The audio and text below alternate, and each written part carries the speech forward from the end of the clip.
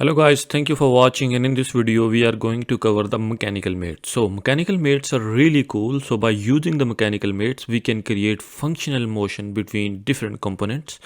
So let's see in this video how it works. So we are ready in assembly, so let's go into the ribbon section and let's go into the mates. And then in the mates, as you can see, we already covered the standard mates, and in the previous video we covered advanced mates as well. So now we are going to go into the mechanical mates. Okay, so in the mechanical mates, there are different types of mates. So the first one is cam mates. So I'm just gonna click the cam mates, and then what I can do is I can just select the outer surface of this part and then outer surface of this part. And then in this way I can create a cam mate between these two components, and then I'm gonna click the green check mark. So now if I'm gonna rotate this, as you can see, it's gonna rotate as compared to that component. So this was cam mate. Okay, and the next one is slot mate. So I'm gonna select the slot mate, and then I can select a slot, which I already made it here, and then I can select this pin. So it's gonna make a slot mate with this pin, and then if I'm gonna click the green check mark, and then you can see I can just slide over the pin throughout the whole slot. Okay, so the next is hinge mate. So I'm gonna click the hinge, and then construction selection, I need to select first. I'm gonna select outer surface, and then I'm gonna select the inner surface of this, and now I need to select coincident selection. So I'm gonna select this part, and then I'm gonna select outer part. So in this way I can create a hinge. I'm gonna click the green check mark, and then now I can rotate it. It's gonna work as a hinge, as you can see. So in this way I can create a hinge mate between different parts or components. Okay, so the next one is gear. So let's rotate our assembly first, and now I'm gonna select the gear mate, and in the gear mate, as you can see, I have two gears here. The first one is 6. So what I need to do is I just need to select the outer surface of the gear. So I'm just gonna select which is 6, and then I'm gonna go and select the outer surface of smaller gear, which is 3. So it's already 6 and 3. So if you want to change, you can change the ratio here. So, or even if you want to reverse, you can make a reverse as well, but it's 6 and 3. I am okay with it, so I'm just gonna click the green check mark. Sorry for distraction, but if you think my videos are helpful for you, or if you are a serious SolidWorks learner, I am gonna highly recommend you can go into the description of this video, where you can find my course link, in which I have over 10 hours of videos in which I explain each and every command in a detailed way. Thank you. And now, as you can see, if I'm gonna rotate one gear, so the other gear is gonna rotate as compared to that reference.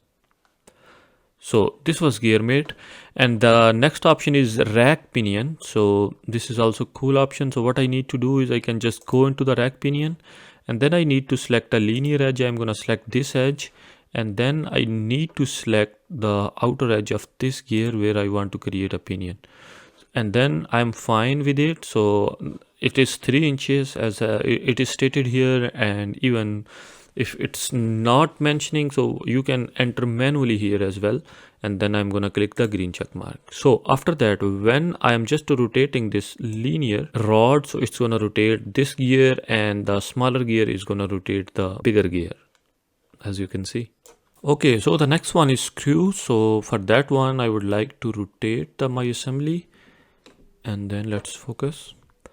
Okay, so I'm gonna select the screw, and then what I would do is I would just select the outer diameter of this screw. So, and then what I need to do is I just need, if I want to create a mate with this this small tiny screw rod, so what I can do is I need to select the inner diameter of this one. So I can't select, it's really hard. Or if I'm gonna select the outer diameter, so it's also gonna work, and then I'm gonna click the green check mark. Okay, and after that you can see if I would rotate this, it's gonna rotate the screw, and with the screw this tiny rod would also move, as you can see, because we already create a mate between this screw and this tiny rod. Okay, so the last one is universal joint. So in the universal joint, what I can do is I can just rotate it again, and then what I can do is I can select this rod, and then I can select another tiny rod like this one. So the relation between these two rods doesn't matter. I just have a relation of a point, so it does not matter. And then as you can see in the universal mate, so there are different options. We can create like alignment, whatever kind of alignment we want. So if you are fine with it, I'm gonna click the green check mark, and now I create a universal joint between these two rods. And now you can see if I'm gonna rotate this, so it's gonna rotate this bigger rod, and this rod is gonna rotate bigger gear and then smaller gear, and on the same time it's gonna rotate this screw and tiny rod as well. So by using mechanical mates, we can create a lot of realistic motion between different components. So this is a really powerful, I would say. So you should try this into your assemblies, and I hope it would be helpful for your assemblies. And that's all for today's video. Thank you so much for watching, and I hope you enjoyed it. If you did, don't forget to hit that like button and subscribe to our channel for more videos like this one. And if you are a serious SolidWorks learner, then don't forget to check the course link in the description. Thank you. Sorry for distraction, but if you think my videos are helpful for you, or if you are a serious SolidWorks learner, I am gonna highly recommend you can go into the description of this video where you can find my course link, in which I have over 10 hours of videos in which I explain each and every command in a detailed way. Thank you.